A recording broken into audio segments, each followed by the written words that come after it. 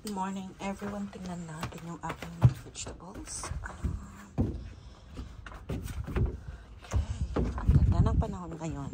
Okay, let's see. Hey, Joey. Hi. Oh, I know. I'm taking a video. Oh boy. How about you go that way, please? Thank you. Yeah. Oh wow, ito ang tataba ng aking mga green onion. At saka, ito siya. Yung mga tawag nito, sili. I think that is red bell pepper.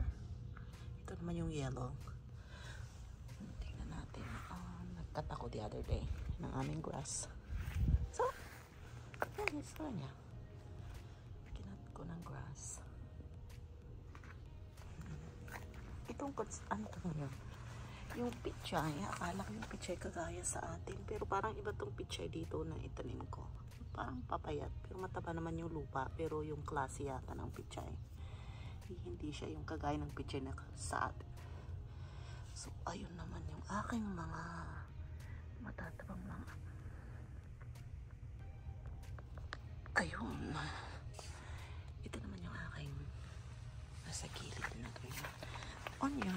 Tapos, ayan. Isa pa dito. Iba talaga siyang klase ng pichay.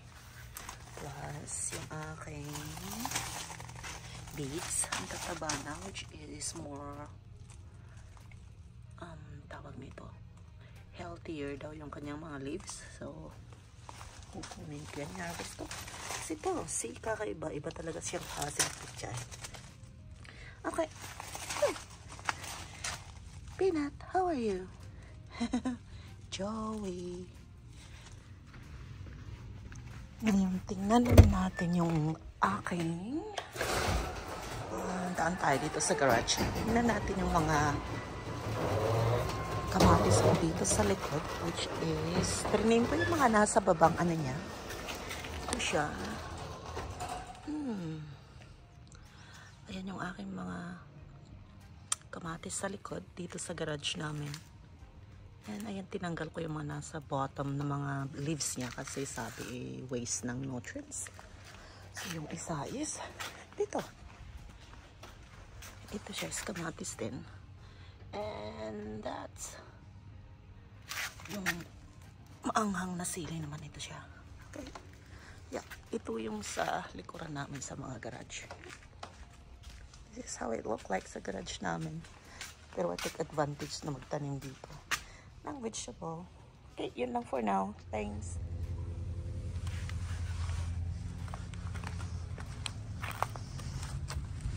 Peanut. What are you doing?